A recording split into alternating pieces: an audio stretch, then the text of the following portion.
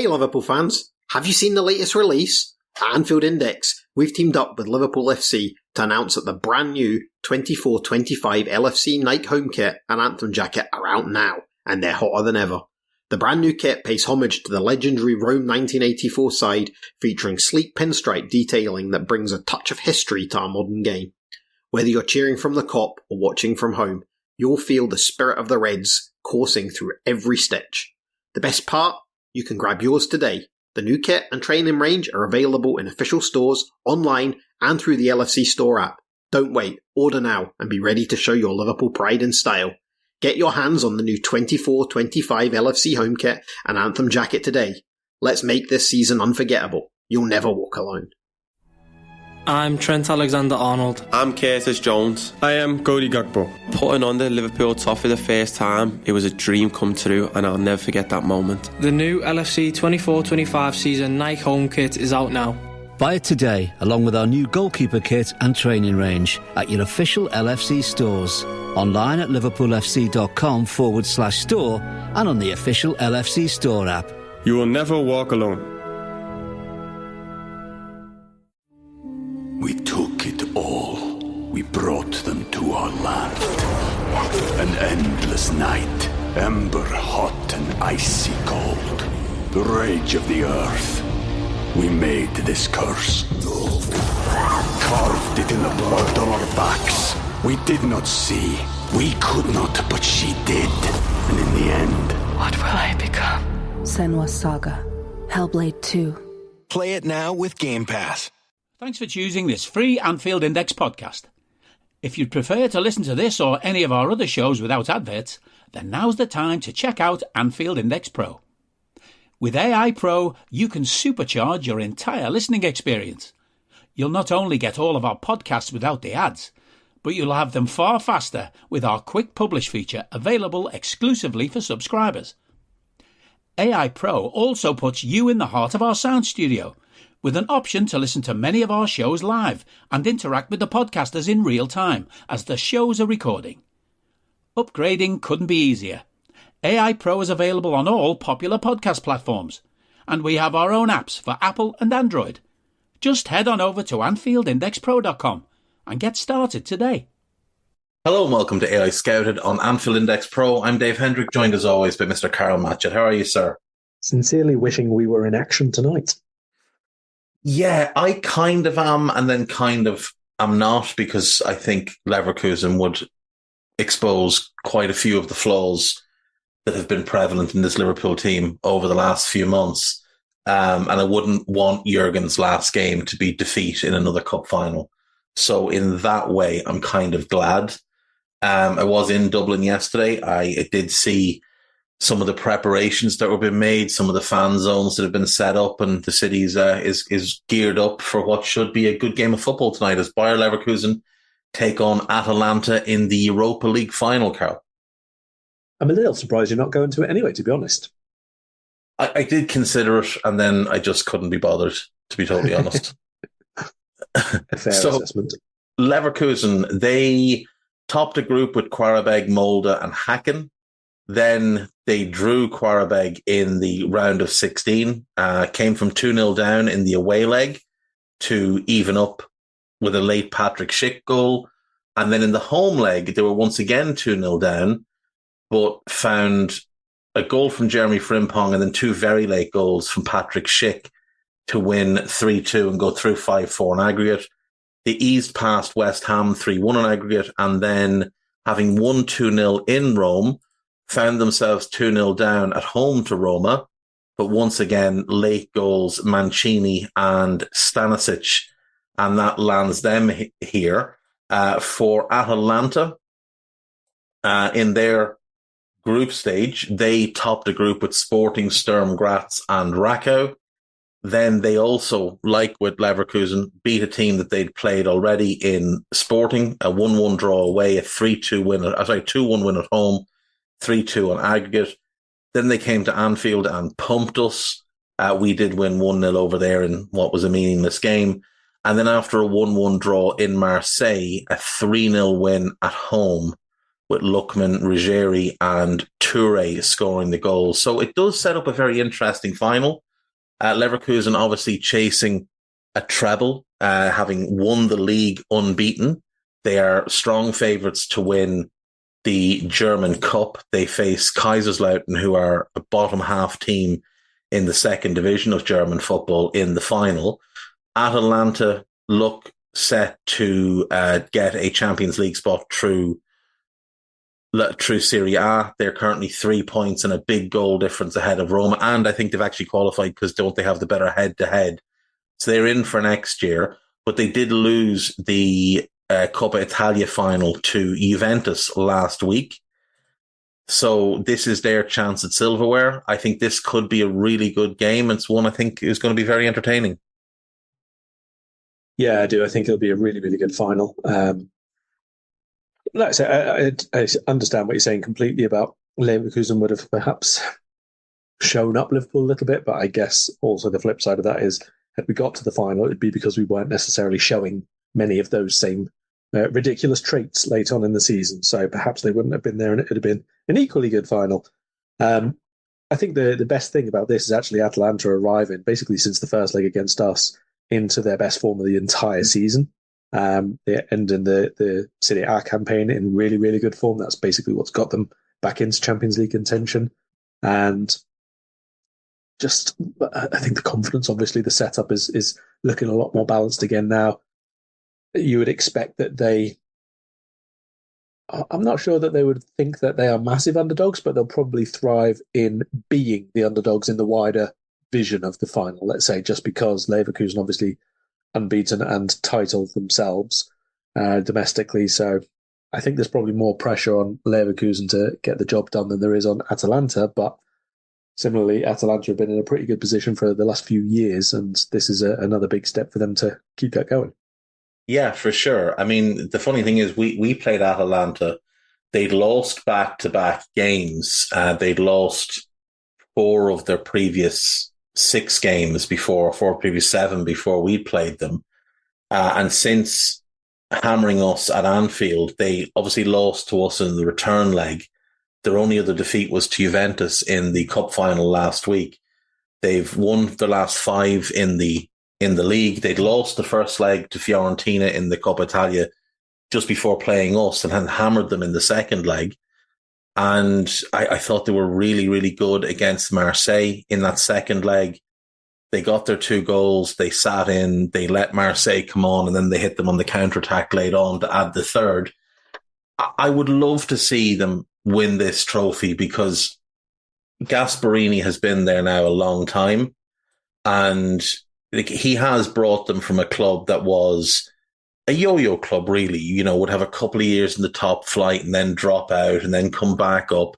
He's there 8 years now. He's established them as one of the top teams in the league, and yet he's got no silverware to show for it. And I just feel like from that perspective, I would love to see them win. But, I mean, if Leverkusen could go the entire season with 3 different competitions unbeaten and end with 3 bits of silverware, that would be pretty incredible as well.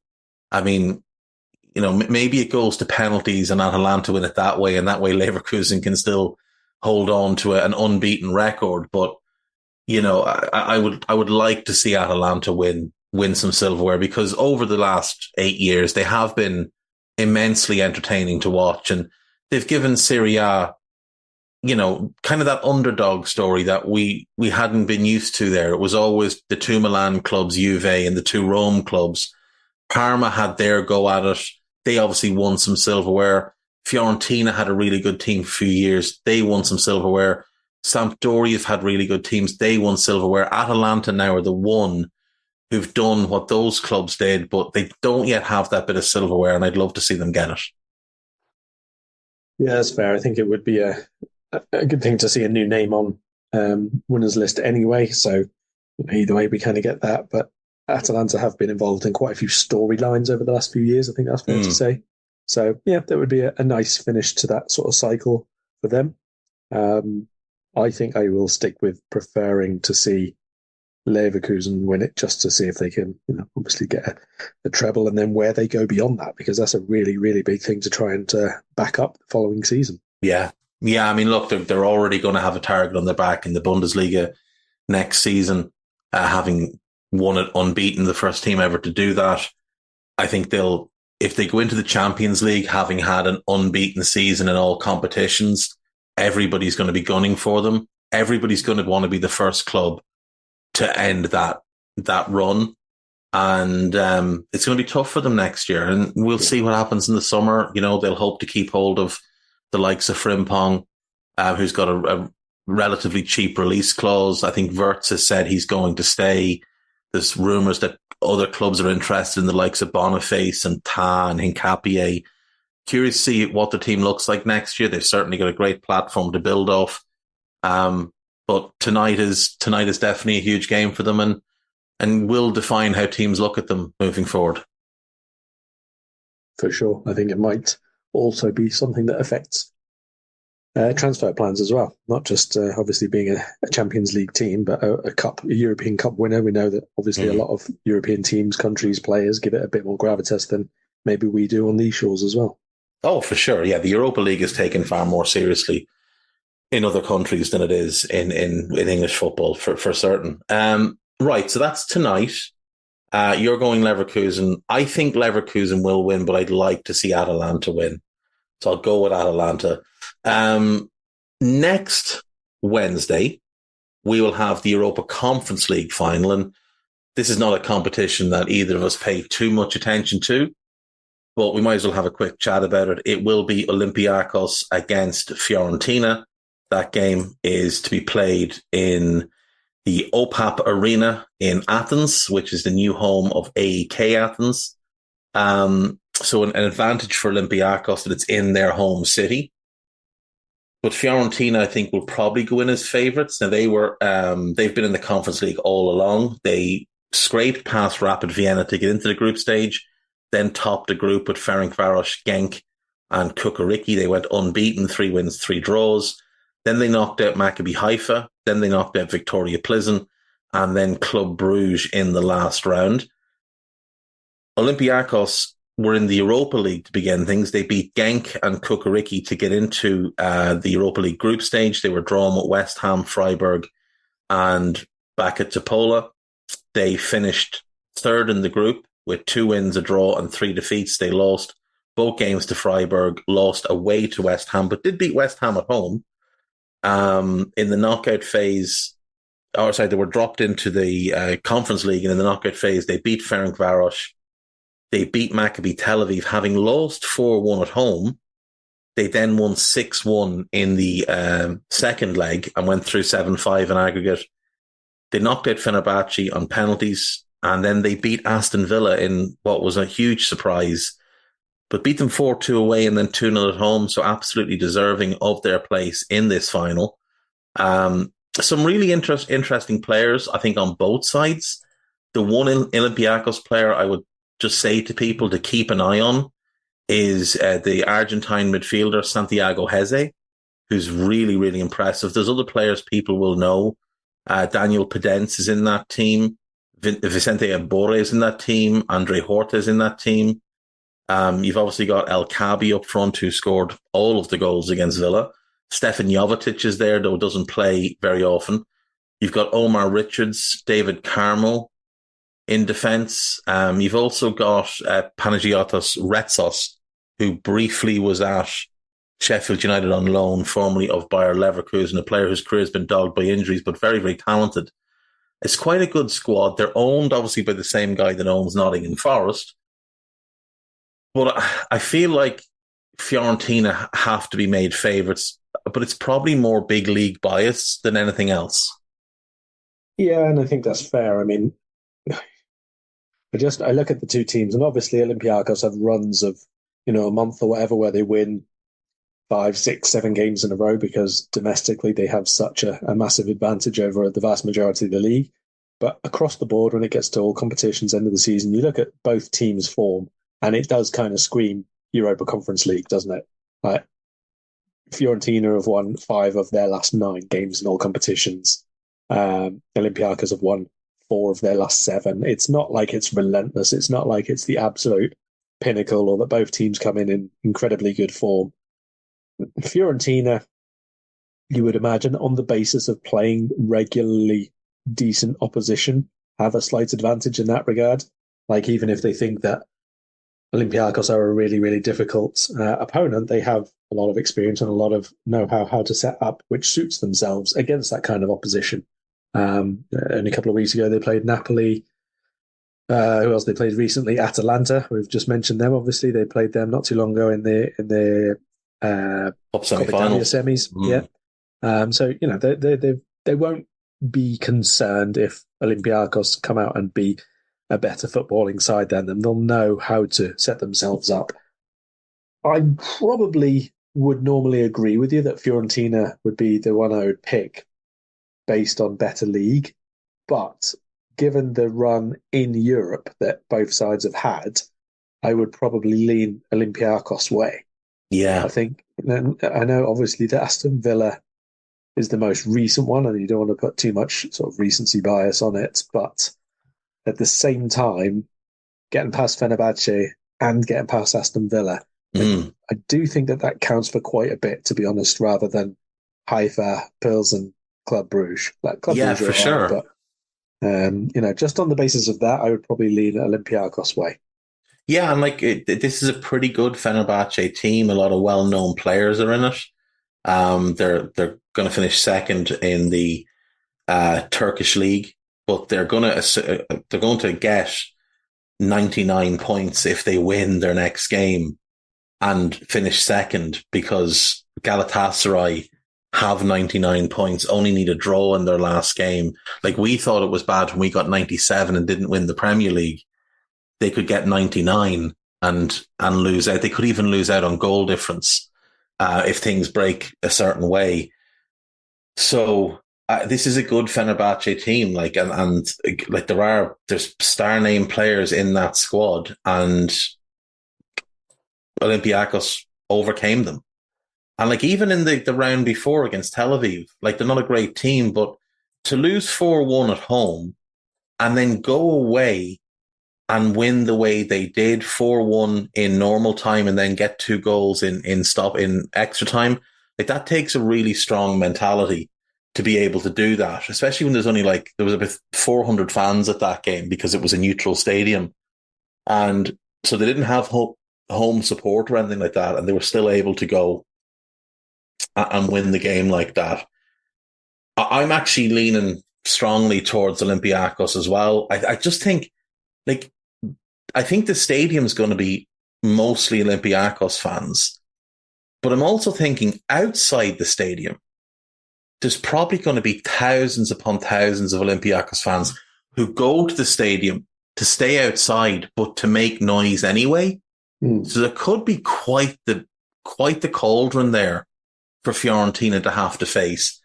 And as I say, there's just some really good players in that Olympiacos team that I'm very much a fan of. Santiago Heze is the top one. I think he's excellent. Now, to their credit, Fiorentina have some outstanding players. Michael Chiode is really, really good. I like Dodo. Milinkovic is a player we've talked about many times. Lucas Martinez-Quarta is pretty good. They've got Arthur Melo, who's obviously a Liverpool legend. Maxime Lopez is in that squad. Castrovelli, he's been injured, I think, most of the year, hasn't he? So he hasn't really played. But I do like Mandragora. I do quite like Lucas Beltrain. I like Nicolas Gonzalez. There's a lot of good players in both squads, but I think I'm going to lean with Olympiacos to win tonight. I'm Trent Alexander-Arnold. I'm Curtis Jones. I am Cody Gakpo. Putting on the Liverpool top for the first time, it was a dream come true, and I'll never forget that moment. The new LFC 24-25 season Nike home kit is out now.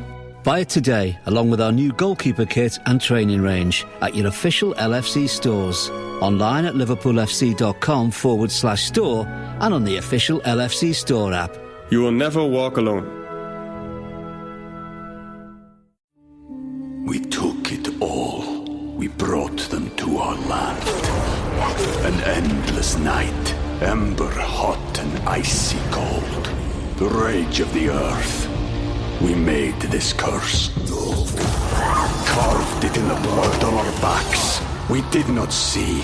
We could not, but she did. And in the end... What will I become? Senwa Saga. Hellblade 2. Play it now with Game Pass.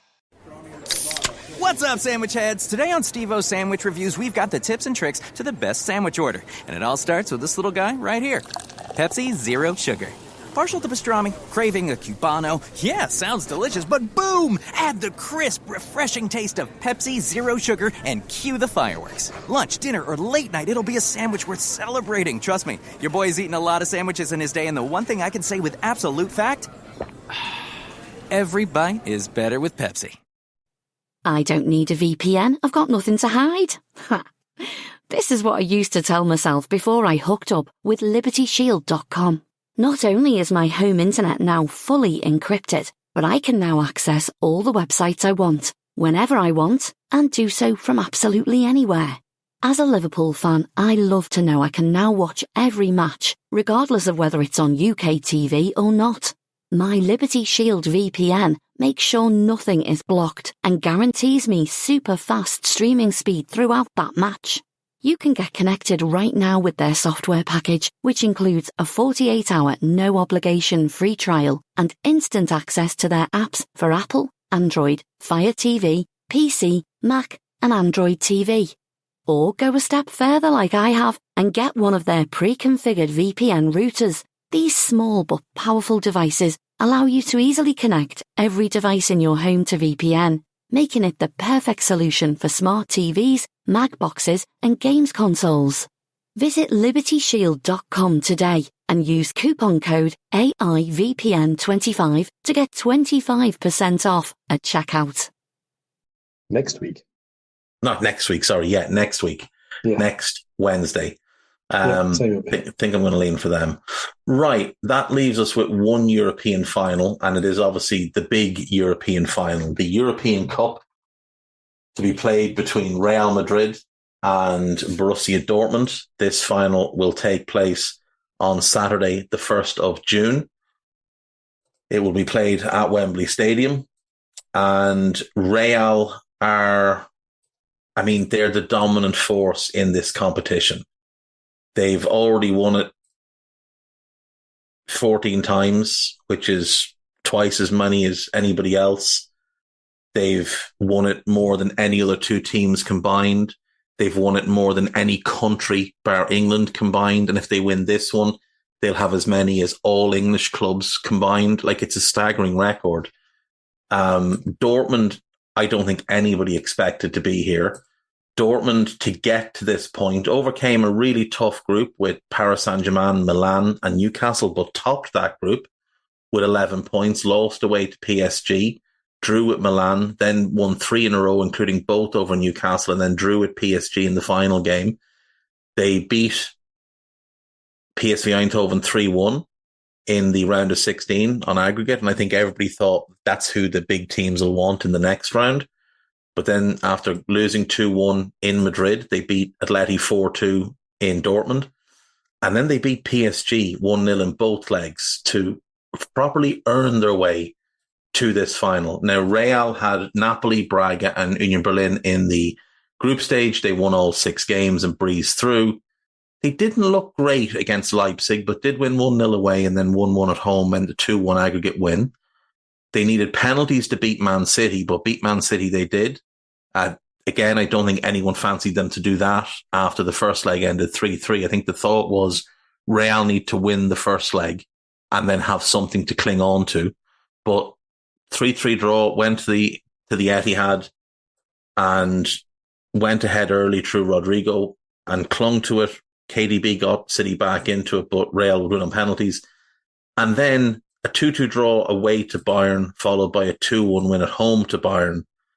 2 late goals from Joselu to sneak past Bayern and deny the world an all-German final, but set up Real as, I would imagine, heavy favourites going into this final. Yeah, they are super heavy favourites, indeed. The one thing you would say about Real Madrid is, it's a similar thing that we've said millions of times and other people too. You've just noted there probably 3 occasions where they were lucky to not be defeated in the 90 minutes. But can we really say that they're lucky to not be defeated? Because again, this season, they've not lost a single Champions League match. Like none. Not one, even in the group stage. Not one where it didn't matter. Not one in the first leg and they could come back after. Nothing. They haven't lost a match. And they just have this way of doing that over and over and over again. It shouldn't be a surprise. Sometimes it's spectacular when it happens. Sometimes it's just late. Sometimes it's just brilliant. Sometimes it's just seems completely out of keeping with the previous 80 minutes of the match. But they always find a way. They just manage it. And it's just this really, really strange aura, expectation, ability, self-belief, whatever it is that they have. It all comes together in Europe for them. Real Madrid have lost twice all season in all competitions, both to Atletico Madrid. Once in the league, that was in September. They haven't lost in La Liga since, and obviously have wrapped up La Liga. And Atleti beat them in the Copa del Rey round of 16 after extra time in January. But two defeats all season. Nobody else has been able to beat them. And in this competition, I don't view it as lucky. I really don't. I just think they have this incredible belief that they're always going to win. And, you know, we've both followed Spanish football for a long time. Real Madrid judge their season based on this competition, not La Liga. They can win La Liga, fail in this competition, and view it as a bad season. Winning this competition is what really matters to them. And we're potentially looking at a 9th European Cup in the last, 26 years for them. I think in that time, they've also won 9 La Liga titles or 8 La Liga titles. I think it's 9. But it's much harder to win this competition than it is to win a league title. This is where their focus is. And the funny thing is, Karl, you look at how this season has gone for them. Thibaut Courtois played 3 games all season, one of the best keepers in the world. He's been out all year. Eder Militao, torn ACL. He's only played 11 games. He missed most of the season. David Alaba, torn ACL, missed most of the season. They have no real recognised striker on their books outside of Joselu. This was not meant to be a season where Real won the European Cup. This was meant to be sort of a bridging season, because we all knew what's coming. We all know who's landing there in the summer. And yet here they are on the brink of winning it anyway. Yeah, on the brink of winning everything. The League and European Cup double is an insanely difficult thing to do. That's why so few clubs manage to do it. So few clubs manage to have that kind of success on an ongoing basis. And yet they might do it in a bridge year. And then they're going to get Mbappe and whoever else is arriving as well for them that we don't know about yet this summer. Maybe Alphonso Davies, Hendrick on the way. Hendrick on the way as well. He's overlooked. Yeah, we just spoke about Leverkusen and not the difficulty, but certainly the interesting nature that they'll have of having to follow up a year of potentially winning 3 trophies. And what do they do next? Where do they go? Where do they improve? Where do Real Madrid improve from this? I mean, a run of dominance where they win another 3 in a row. It's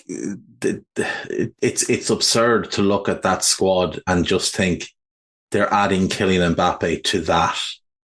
They're adding him to an attack that already includes Vinicius Jr. and Rodrigo and an amazing young talent in Arda Güler. They've got Jude Bellingham playing in that attacking midfield role. 23 goals this season, 19 in the league. He has dipped a little bit in terms of his goal return in the second half of the season compared to what he was doing in the first half, but he's still been absolutely ridiculous. We know that this is the last club game of Toni Kroos's incredible career, where he's on the brink of winning his own personal 6th European Cup, as is Luka Modric, as is Nacho. It's just absurd the way they've dominated this competition. And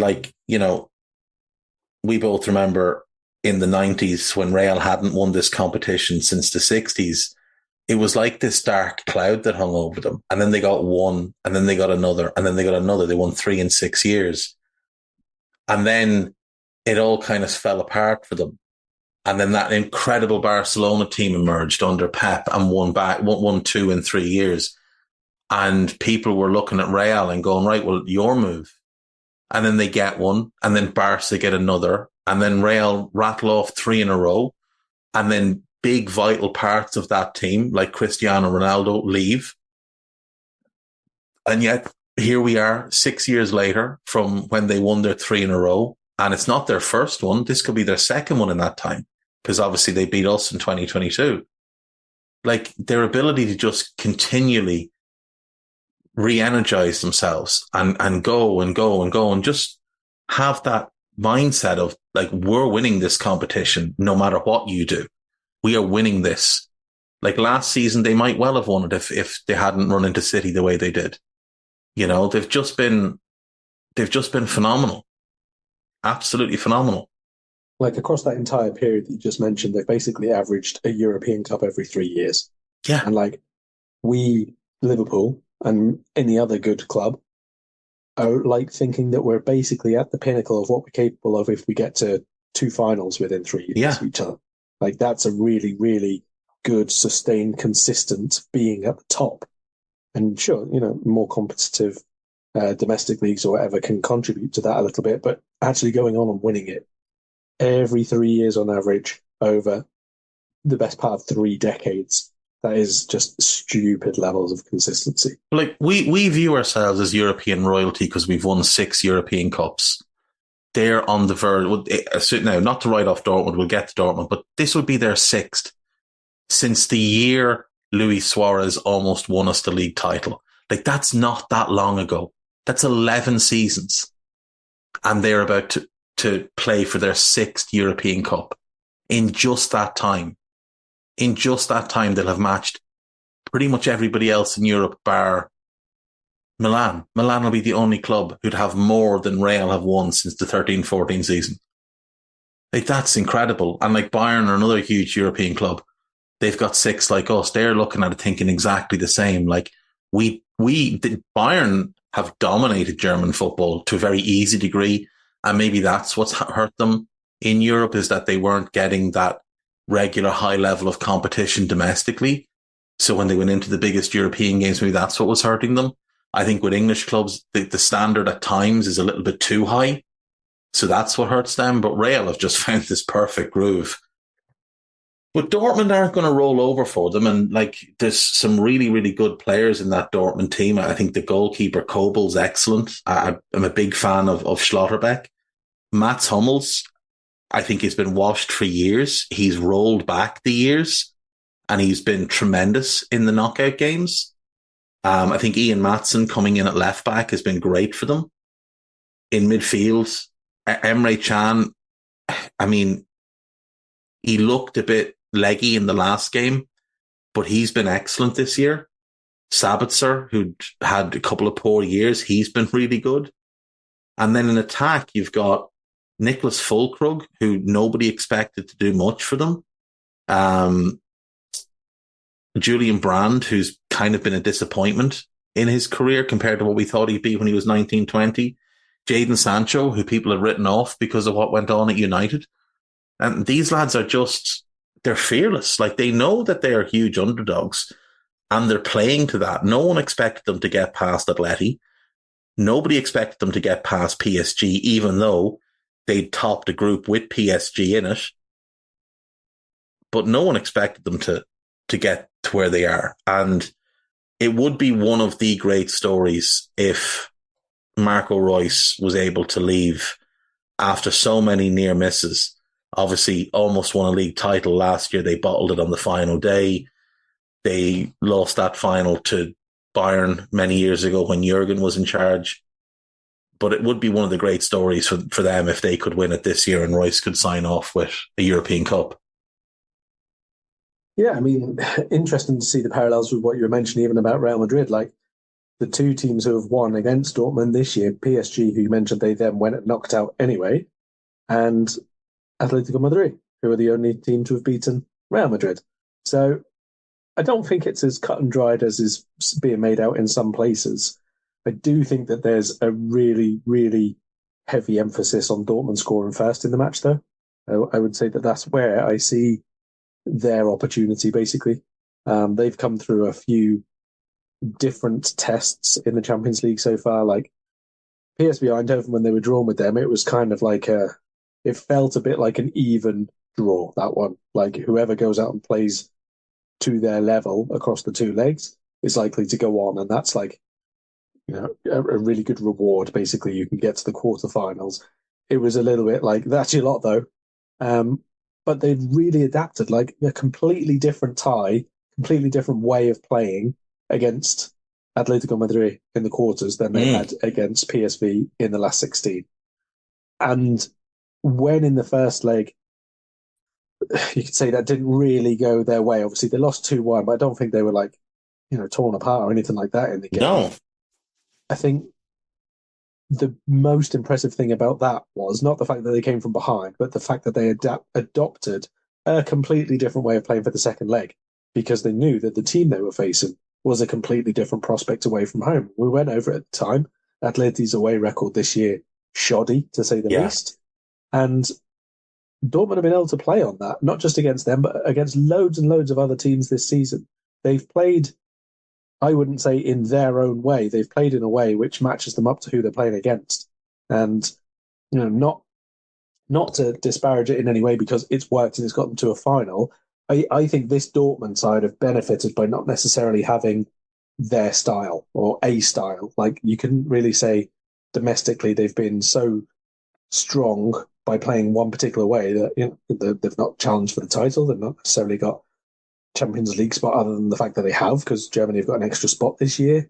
They've not been domestically that impressive, but in Europe, not having their own style or the ego in the team to have to play a certain way has really benefited them. And you saw it again against PSG. Like they were fine to go counter-attack and toe-to-toe, like let him one, and then they were having a go, then they were having a go.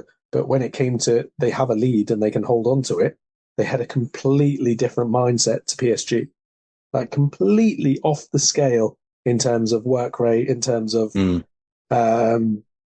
cohesion, in terms of organisation, everything at all. Everything about it was like levels and levels above what PSG offered. And they didn't even score across the two legs, which was a bit of an anomaly given how many times they hit the woodwork. I think it was 6 across the two legs, something like that. Yeah. But even so, like the work rate, the non-stop closing down, the being in shape, all the rest of it, Dortmund were very, very impressive with that. That's the best thing that they have, I think, to take into the final. And that's why I think it's so important for them that they get the first goal. Hey guys, it's Eddie Gibbs from AnfieldIndex here. I hope you're enjoying this podcast, and I'm sorry to call time on the show before it ends. In the current climate, it's tougher than ever before to offer podcasts for free.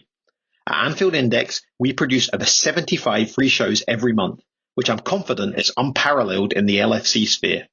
Whilst we'd love to offer everything for free, the production costs now make this impossible. That said, we don't want to follow the model of other channels and lock all of our content behind a paywall. So what we've decided to do is to continue offering every show for free, but cut that offering to 30 minutes on our longer shows. So to get all of our shows in full and enjoy the best of everything we have to offer, we really hope you'll consider supporting the channel and signing up at AnfieldIndexPro.com. For about the price of 1 cup of coffee, you'll get every podcast in full with 0 ads. You'll also get access to our LFC VIP community, where you can enjoy live podcasts, engage with our podcasters, and chat with other Reds in real time. So that website again, AnfieldIndexPro.com. Join today. Sports Social Podcast Network. I'm Trent Alexander-Arnold. I'm Curtis Jones. I am Cody Gakpo. Putting on the Liverpool top for the first time, it was a dream come true, and I'll never forget that moment. The new LFC 24-25 season Nike home kit is out now. Buy it today, along with our new goalkeeper kit and training range at your official LFC stores. Online at LiverpoolFC.com/store and on the official LFC store app. You will never walk alone.